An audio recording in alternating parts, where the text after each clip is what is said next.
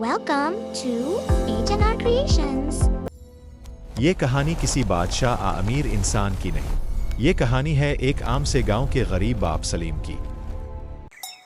یہ کوئی عام گاؤں نہیں تھا، یہ وہ جگہ تھی جہاں خواب بڑے نہیں ہوتے مگر قربانیاں بہت بڑی دی جاتی تھیں۔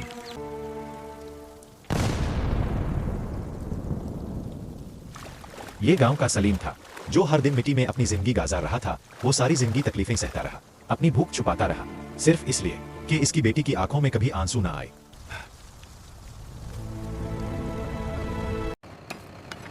سلیم اپنے درد، اپنی تھکن سب بھول چکا تھا۔ وہ ہر اینٹ کے ساتھ اپنی خوشیاں اٹھاتا رہا، صرف اس لیے کہ اس کی بیٹی کبھی بھوک سے نہ روئے اور اس کے خواب غربت کی مٹی میں دفن نہ ہو۔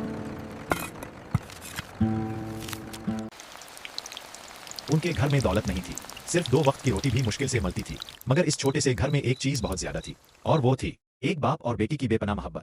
وقت نے اس غریب باپ سے اس کی طاقت چھیننا شروع کر دی۔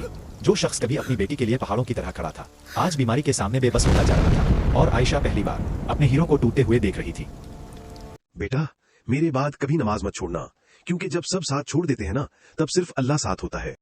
اس سرد رات ایک غریب باپ ہمیشہ کے لیے خاموش ہو گیا، اور عائشہ نے صرف اپنے باپ کو نہیں کھویا بلکہ اپنی ہنسی، اپنی حفاظت، اپنی پوری دنیا کھو دی۔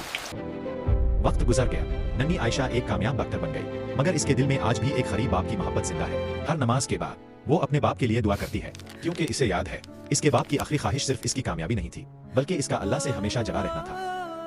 وقت بدل گیا، گاؤں وہی رہا، مگر ایک بیٹی نے اپنے باپ کی قربانی کو دعا بنا دیا اور اپنی زندگی کو عبادت